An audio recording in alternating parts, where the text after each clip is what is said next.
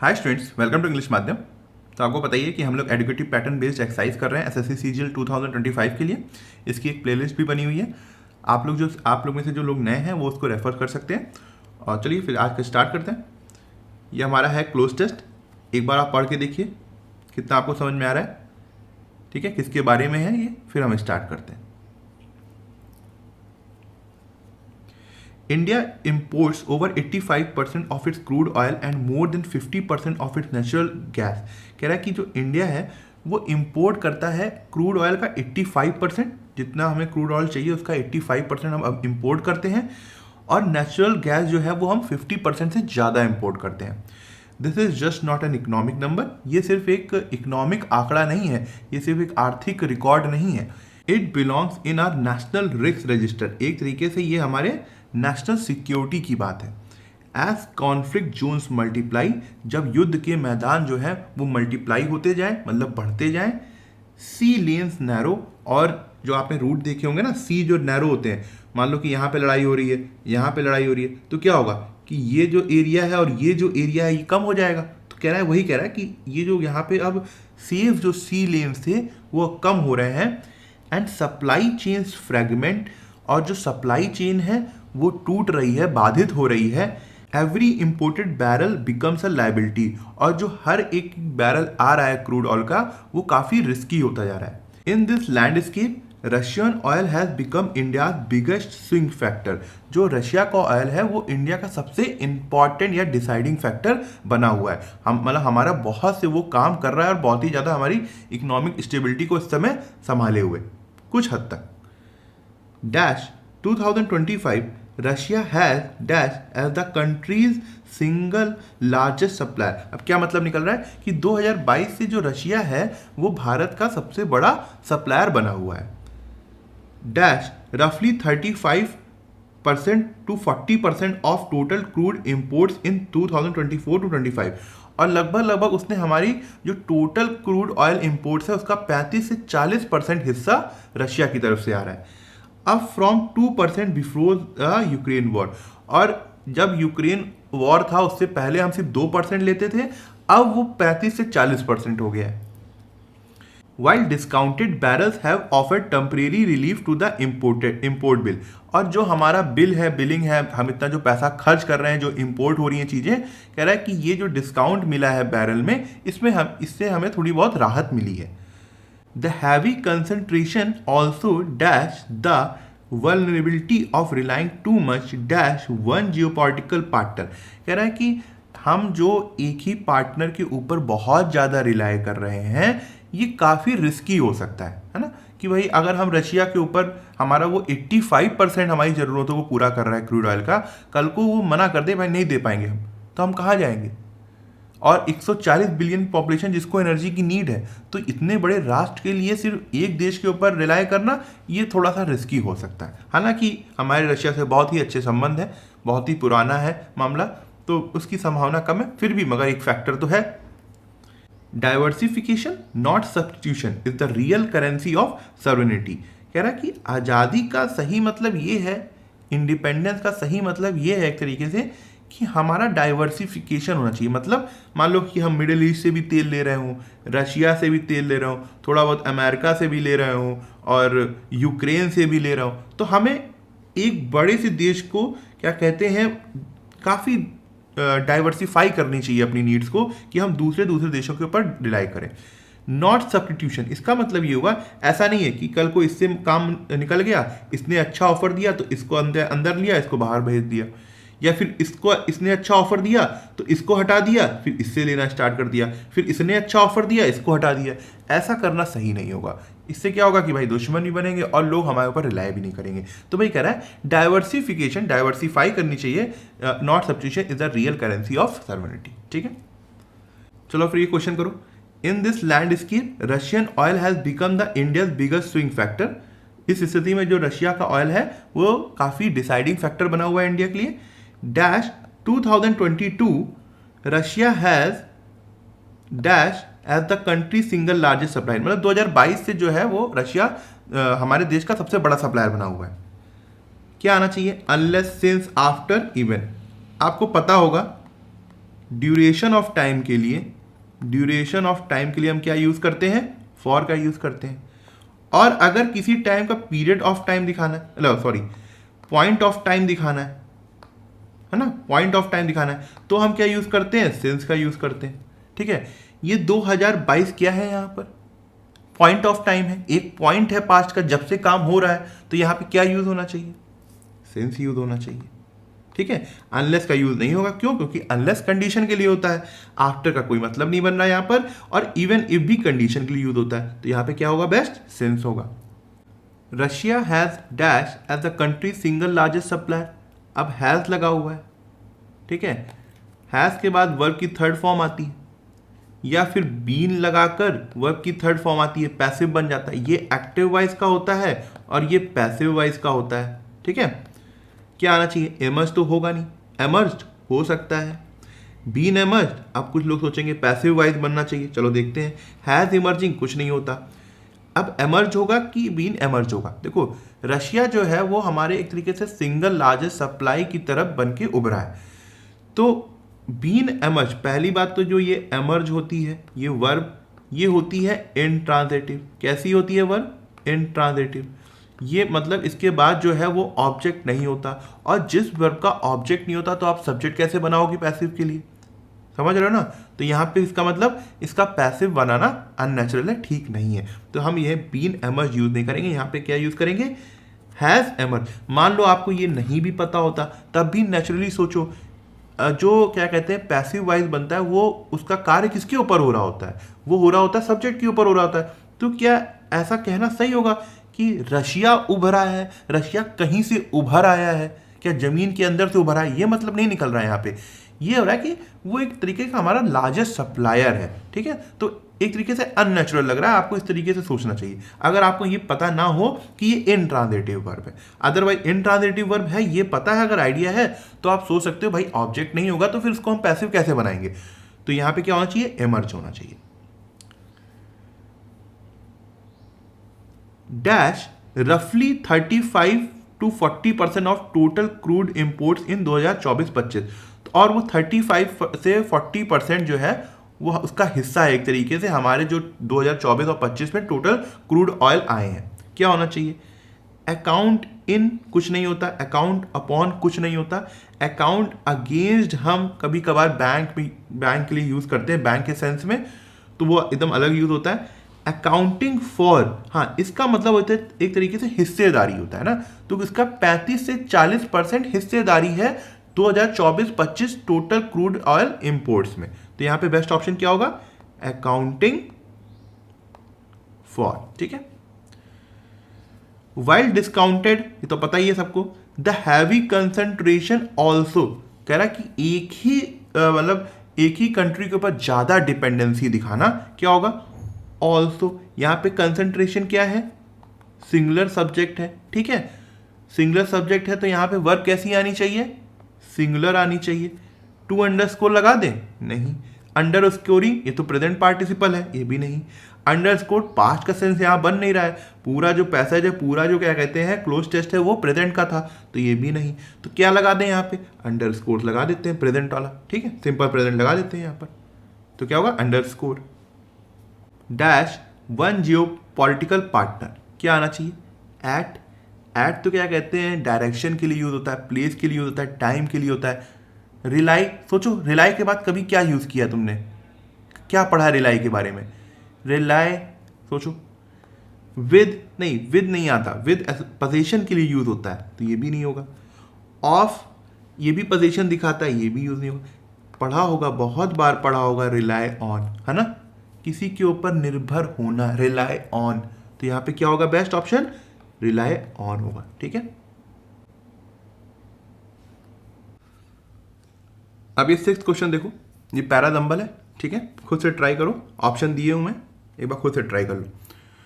What can we do to avoid anger and provocation, कह रहा है हम क्या कर सकते हैं कि हम गुस्से और जो लोग हमको उकसाते हैं उसको हम अवॉइड कर सकें, नजरअंदाज कर सकें। Anger and tension are prevalent due to conflicts arising out of these differences, कह रहा है कि थोड़े बहुत जो डिफरेंसेस हैं हमारे बीच में, इसी वजह से जो कॉन्फ्लिक्ट्स होते हैं, मतलब लड़ाइयाँ होती हैं, बहस होती हैं, और इसी की वजह से एंगर और जो टेंशन है वो सोसाइटी में काफ़ी चलन में है, प्रेवलेंट है, मतलब काफ़ी दिखता है सोसाइटी में, ठीक है। The society is full of people who think and act differently. कह रहा है समाज ऐसे लोगों से भरा पड़ा हुआ है कि जो अलग तरीके से सोचते हैं और अलग तरीके से एक्ट करते हैं। We need to develop in ourselves the capacity for conversion to turn negative experiences into positive thinking। कह रहा है कि हमें अपने अंदर कुछ ऐसी क्षमताओं को डेवलप करना होगा जिससे हम अपने नकारात्मक अनुभवों को पॉजिटिव थिंकिंग में चेंज कर दें, ना सकारात्मक सोच में बदल दें, ठीक है। क्या होना चाहिए पहला सेंटेंस? अब देखो ऑप्शन में ए सी दिया हुआ है, इसका मतलब या तो ए होगा या तो सी होगा। अब ई में तो एक क्वेश्चन आया है सीधे कि हम क्या कर सकते हैं अपने एंगर और प्रोवोकेशन को, मतलब जो एंगर और प्रोवोकेशन है उसको अवॉइड करने के लिए।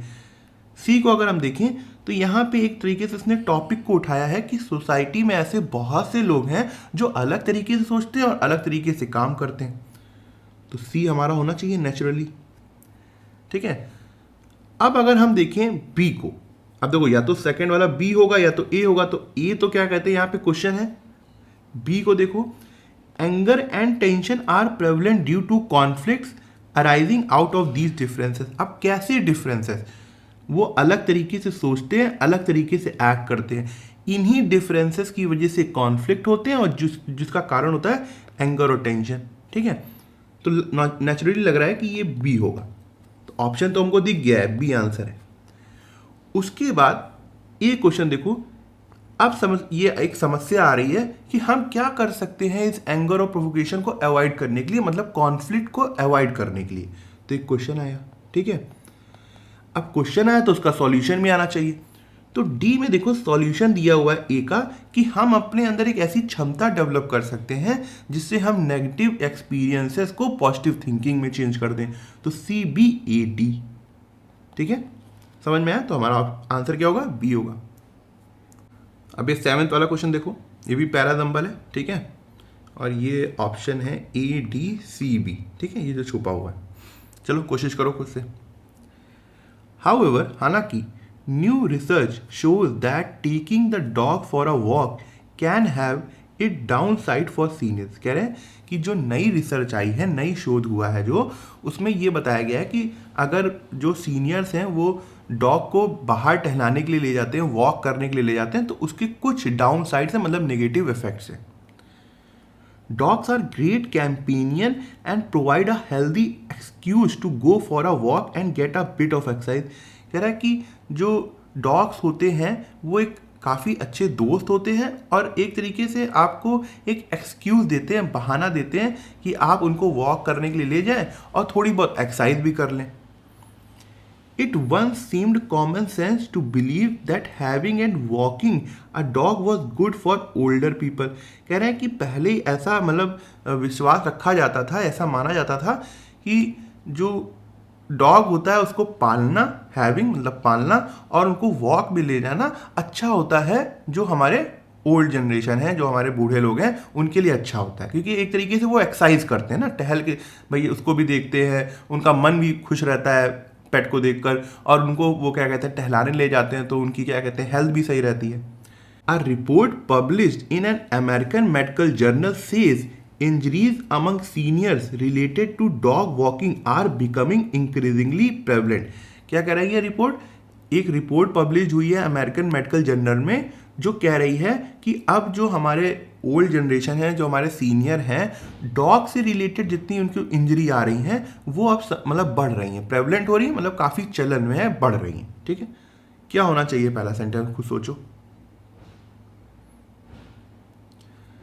अगर हम सी को देखें, देखो यहाँ पे ऑप्शन में या तो सी से स्टार्ट होगा या तो ए से होगा। हाउएवर एक कटाक्ष आया है ना, मतलब कंट्रास्ट आया है, कटाक्ष नहीं कहेंगे, कंट्रास्ट आया है, कोई चीज़ बोली गई होगी पहले पॉजिटिव, फिर उसको कंट्रास्ट किया गया होगा, ठीक है। तो ए से तो स्टार्टिंग होगी नहीं, सबको समझ में आ गया होगा, सी से स्टार्टिंग होगी। It one seemed common sense, ये पहले मतलब बिलीव किया जाता था कि पेट को पालना, डॉग को पालना, उसको टहलाने ले जाना ओल्डर पीपल के लिए अच्छा होता है, ठीक है। उसके बाद अब ए आएगा क्या बी आएगा? देखो अब ये नेचुरली लग रहा है कि सी के बाद हमें ए ले आए, क्यों? क्योंकि हाउ एवर न्यू रिसर्च ऐसा माना जाता था। अब हालांकि नई रिसर्च जो है ये कहती है कि भाई इसके कुछ डाउन साइड है, कुछ नेगेटिव इफेक्ट है, तो नेचुरल लग रहा है ना सी ए हम जा सकते हैं। मगर एक बार अगर बी को देख लो, थोड़ा सा बताया है ना, अभी तुमने डॉग की बात करी है तो कुछ तो अच्छाई बताई होगी ना। हम मैं ये नहीं कह रहा हूँ कि ऐसा होना चाहिए था, मान लो बी सेंटेंस ना होता तो तुम ए को ला सकते थे, कोई दिक्कत नहीं थी। मगर जब बी दिया हुआ है तो एक बार उसको तो देख लो। डॉग्स आर ग्रेट कैंपेनियन, वो आपके बहुत ही अच्छे फ्रेंड्स हैं, and provide a healthy excuse, है ना। तो अब ये बता रहा है कि वो ऐसा ऐसा मतलब एक तरीके से एक्सक्यूज प्रोवाइड करते हैं कि जो सीनियर पीपल है वो उनके साथ रहें और एक्सरसाइज भी करें, उनको टहलाने भी ले जाएं। तो बी नेचुरल लग रहा है यहाँ पे ज़्यादा। अब देखो क्या कहते हैं, ए को देखो। अब जब उसने ये सी और बी में पूरी बात कर ली पॉजिटिव वाली, अब उसने कंट्रास्ट लाया कि हाउएवर, मगर जो नई रिसर्च है वो ये कहती है कि इसके कुछ डाउन साइड भी है, नेगेटिव इफेक्ट भी हैं, तो सी बी ए होगा। ठीक है। अब डी में है कि वो रिपोर्ट कहती क्या है, वो ये रिपोर्ट कहती है कि आजकल जो डॉग वॉकिंग रिलेटेड इंजरीज हैं हमारे ओल्ड जनरेशन में वो काफ़ी बढ़ गई हैं, तो सी बी ए डी होगा।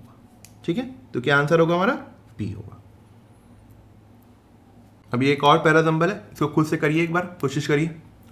Only the fittest creatures can survive while competing for food. ये तो सबको पता है कि जो सबसे स्ट्रॉन्ग क्रिएचर है, मतलब लिविंग बीइंग है, वो वही सर्वाइव कर सकता है फूड के लिए कॉम्पिटिट करते हुए। जो सबसे ज़्यादा स्ट्रॉन्ग होगा वही सर्वाइव कर पाएगा। Why do some species survive and other become extinct? कह रहा है कि क्यों कुछ स्पीसीज, कुछ लिविंग बीइंग सर्वाइव कर जाती हैं और कुछ गायब हो जाती हैं, एक्सटिंक्ट हो जाती हैं, खत्म हो जाती हैं, जैसे dinosaur. His answer was that there is ceaseless struggle for life among all creatures. कह रहा है कि उसका आंसर ये था कि एक कभी ना खत्म होने वाली स्ट्रगल है सारे, क्या कहते हैं, जितने भी लिविंग बीइंग्स हैं लाइफ में। सीजलेस मतलब नेवर एंडिंग। ठीक। This was the question that Darwin asked himself. कह रहा है ये वो क्वेश्चन था जो डार्विन ने अपने आप से पूछा था। ठीक है, कौन सा क्वेश्चन हो सकता है, सोचो। अब देखो यहाँ पे अभी ये बता रहा है, ए वाला ऑप्शन देखो, only the fittest creature can survive while competing for food. एक तरीके से बता रहा है कि ये सबसे अच्छा मजबूत लिविंग बीइंग होगा, स्ट्रांग होगा, वही सर्वाइव कर सकता है फूड के लिए। ये अभी अचानक से बात कर दी गई तुरंत सर्वाइवल की, स्ट्रांग क्रिएचर की, नहीं लग रहा है कि पहले से स्टार्ट होना चाहिए। अगर हम बी को देखें और साथ ही साथ अगर आपने डी पढ़ा होगा तो आपको ये लगा होगा कि बी डी जो है वो एक पेयर बना रहा है। Why do some species survive and other become extinct? क्यों कुछ स्पीसीज सर्वाइव करती हैं और कुछ एक्सटिंक्ट हो जाती हैं। और डी फिर आ जाता है कि ये जो क्वेश्चन है ये डार्विन अपने आप से पूछता है, एक पेयर बना, बी डी होना चाहिए, तो ये गया, ये हो सकता है, ये भी एक हो सकता है और ये भी गया, क्योंकि बी डी हमें पेयर चाहिए। अब देखो, अब तुम्हें देखना है कि बी सी वाले में सही कौन है और बी वाले में कौन सा सही है। तो अगर हम सी वाले के साथ जाएं तो बी डी, अब देखो सी आया, उसने क्वेश्चन अपने आप से पूछा, फिर उसका आंसर ये था कि एक कभी ना खत्म होने वाली स्ट्रगल पूरी लाइफ में चलती रहती है सरवाइव करने के लिए, तो बी डी सी। और फिर उसी एक फिर से उस आंसर को एलोबोरेट करते हुए बोला उसने कि only the fittest creature can survive while competing for food. जो सबसे स्ट्रॉन्ग क्रिएचर है, लिविंग बीइंग है, वही स्ट्रॉन्ग मतलब वही क्या कहते हैं सर्वाइव कर सकता है। तो यहाँ पे क्या होगा, बी डी सी ए। सी तो कंफर्म है, मगर अगर कुछ लोग अगर ए के साथ जाना चाहते हैं तो देखो कितना अजीब लगता है। पहले तो यहाँ पे ए होता only the fittest creature can survive while competing for food, ठीक है, और उसके बाद तुरंत बी आ गया, why do some species survive and other become extinct. Question आ गया, अजीब नहीं लगा? थोड़ा सा लगा ना कि पहले तो तुमने बताया और फिर क्वेश्चन कर रहे हो। तो जब यहाँ पे तुम बता दिया है कि जो वही सर्वाइव कर सकते हैं जो मजबूत होते हैं, और फिर क्यों सर्वाइव करते हैं, क्यों गायब हो जाते हैं, इसलिए थोड़ा सा अजीब लग रहा है। तो यहाँ पे बेस्ट क्या होगा, सी वाला ऑप्शन होगा, ठीक है, बी डी सी ए। अब इस क्वेश्चन देखो, इसमें एरर ढूंढनी है, कोशिश करो। The team with a high motivation level succeeded in its project despite of the challenges it face. कह रहे हैं कि जो टीम थी जो बहुत ज़्यादा उत्साह से भरी हुई थी, वो सफल हुई अपने प्रोजेक्ट में। हालांकि उनको बहुत सी दिक्कतों का सामना करना पड़ा था। बहुत आसान है ये। क्यों? क्योंकि बार बार आप पढ़ते होगे कि डिस्पाइट के साथ ऑफ नहीं आता। या तो आप इंस्पाइट ऑफ लिख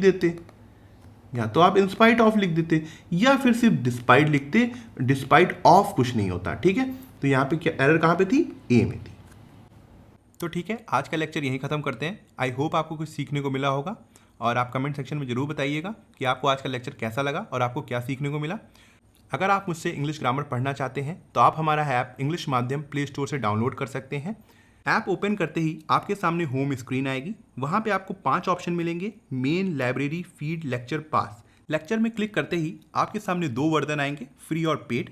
पेड में क्लिक करते ही आपके सामने इंग्लिश ग्रामर का एक सेक्शन आएगा, जहाँ पे मैंने इंग्लिश एसएससी के लिए बहुत ही डिटेल में बताया हुआ है और बहुत ही सिंपल लैंग्वेज में बताया है, जो कि आपके कॉन्सेप्ट्स को और अच्छा करेगा और आपको अच्छे मार्क्स लाने में हेल्प करेगा। तब तक के लिए प्रैक्टिस करते रहिए। Thank you so much for watching this video.